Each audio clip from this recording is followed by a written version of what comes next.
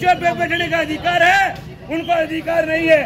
कोई पीड़ित परिवार के बीच में आए, इसकी सुध ले, इसकी मांगे हैं जो जेन्युइन मांगे हैं, जो षड्यंत्रकारी है, फौजी साहब को लूटने वाले हैं, उन लोगों को सलाखों के पीछे भेजने का काम करे। हम लोग पीड़ित परिवार के सम्मान धन से कंधे से लगा करके तब तक खड़े हैं जब तक न्याय नहीं मिल जाएगा। आ गया, फिर दूसरा मुकदमा दर्ज करवा गया। ऐसे करते करते फौजी साहब को इतना टॉर्चर किया। सीधा जो अशोक कुमार है डीएसपी साहब, उसने सीधे तौर पर उसको टारगेट रखा और बड़ी पंचायत में या मीटिंग में हम भी शामिल थे। उनका फौजी साहब तेरे को मैं मजबूर कर दूंगा, तुमने अशोक कुमार डीएसपी से पंगा लिया है। और सुसाइड नोट जो भाई साहब ने लिखा है उसमें भी साफ शब्दों में लिखा है। और हम ये कहते हैं कि भाई साहब ने सुसाइड नहीं किया, वास्तव में उसकी पुलिस प्रशासन के द्वारा हत्या की गई है। अशोक कुमार डीएसपी ने अपने पद की गरिमा खोई है, उसने उसका गलत इस्तेमाल किया है। और एक देश का सैनिक जो लगातार देश की सेवा की।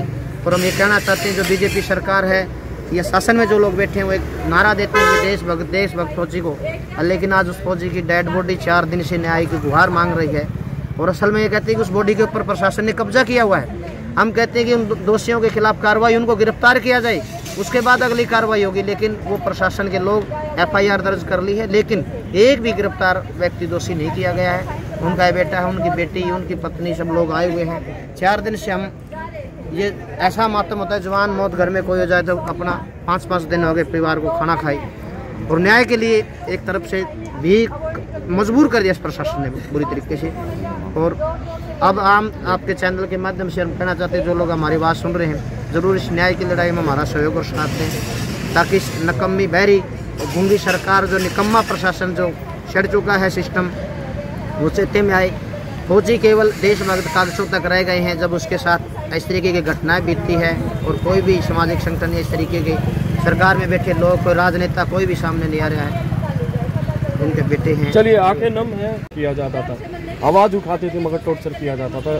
क्या लग रहा था कि ऐसा कर पाएंगे, ऐसा कदम उठा पाएंगे? क्योंकि पिताजी बड़े स्ट्रॉन्ग थे, बताया जा रहा है। स्ट्रॉन्ग तो थे बिल्कुल, घर में करते थे बात, कभी हरासमेंट किया है पुलिस वालों ने, बहुत ज़्यादा मजबूर किया है पुलिस वालों ने करने के लिए।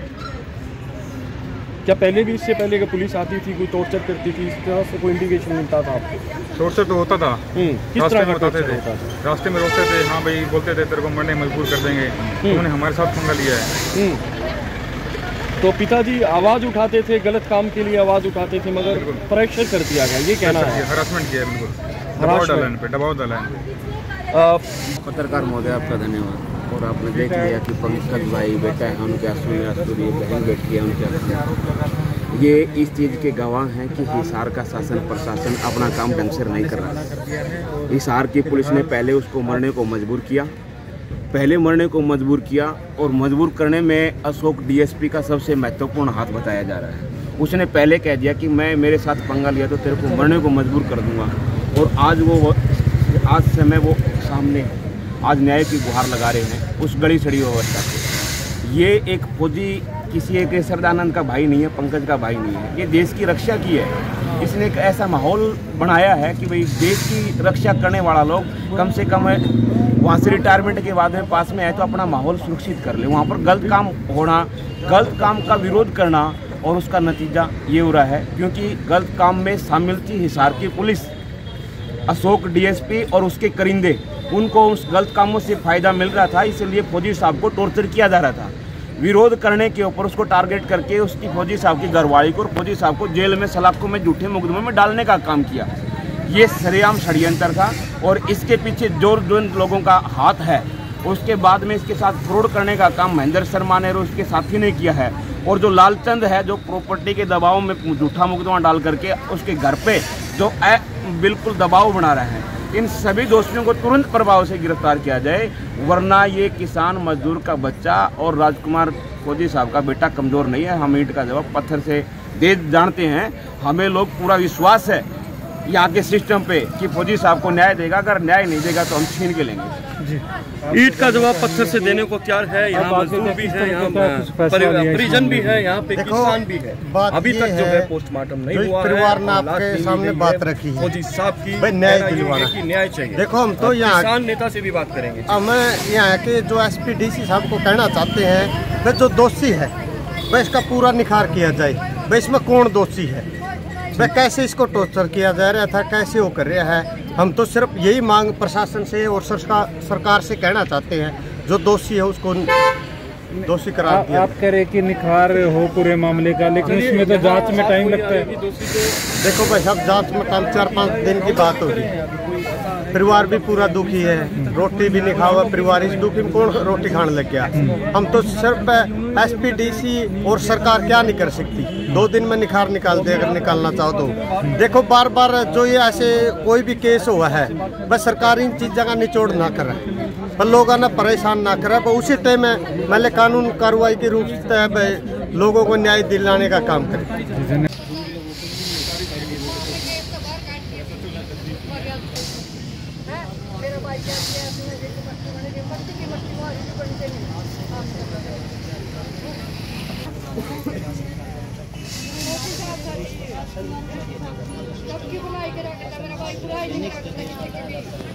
जब उस पर विपदा पड़ती है उसको कोई पास खड़ा नहीं होता। हमने सरकार भी देखी है, ये निकम्मा प्रशासन भी देखा है। 4 दिन से आज मेरे भाई की बॉडी सड़ रही है, लेकिन प्रशासन के कान पर कोई जूं तक नहीं रेंग रही। बार बार यही दबाव बनाया जा रहा है कि इसकी पोस्टमार्टम करवाइए।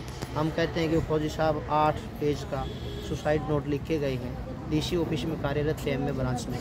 उसी रजिस्टर में जो डिस्पैच वगैरह देने का उसी डायरी में 10 पेज का उन्होंने सुसाइड नोट लिखा है। जो भी SPO DSP अशोक कुमार था या अन्य जो थे, लालचंद है या दूसरे साथी है महेंद्र ललित है, उनके खिलाफ सारा काला चिट्ठा जो उसमें बिल्कुल साफ शब्दों में लिखा है। और बोलते बोलते बेटे को भी बोल के गया है। जब उनकी इस हालात में मिले तो बेटा गया था वहाँ पे, उनको बोला बेटा अशोक कुमार को किसी भी रूप में आपने बख्शना नहीं है, और उसकी बदौलत आज मुझे ये कदम उठाना पड़ा। तेरा पापा कायर नहीं है, 20 साल CRPF की जो की देश की रक्षा की, और आज अपनी रक्षा करते करते असल में हम इसको आत्महत्या नहीं मानते, ये प्रशासन के द्वारा की गई हत्या है और इसका जवाब हम जरूर लेंगे। और फौजी साहब हमें चाहे बेशक आज यहाँ धरने पे बैठे हैं, चाहे रोड पे बैठना पड़ जाए, और भी जो अन्य सामाजिक संगठन है, किसानों के चाहे मजदूरों के, हम सबसे अपील करेंगे, जो न्याय की लड़ाई लड़ने वाले लोग हैं सबसे अपील करेंगे, जो मानवता के पक्ष में उनसे अपील करेंगे कि सरकार और ये प्रशासन जिस तरीके से पुलिस ने अपना एक अच्छी हरकत की है, और एक मैं कहता हूँ कि इतने बड़े पद के ऊपर बैठ के उसने अपने पद की नाजायज़ तरीके से उसको गलत इस्तेमाल किया है। और फौजी साहब को हमारे सामने भी मीटिंग के सामने कहा कि फौजी साहब तुमने अशोक कुमार से पंगा लिया है, तेरे को मरने पर मजबूर कर दूँगा। और आज वो दिन देखना पड़ रहा है, आज हम राजकुमार इसकी फ़ोटो के सामने आते हैं ना प्रदर्शन कर रहे हैं। हमारी डेड भाई की जो डेड बॉडी उसके ऊपर पुलिस ने एक तरीके से हम कहते हैं कि कब्जा कर रखा है, क्योंकि जब तक उसके दोषी गिरफ्तार नहीं होंगे तब तक उसका पोस्टमार्टम नहीं होगा और तब उसका अंतिम संस्कार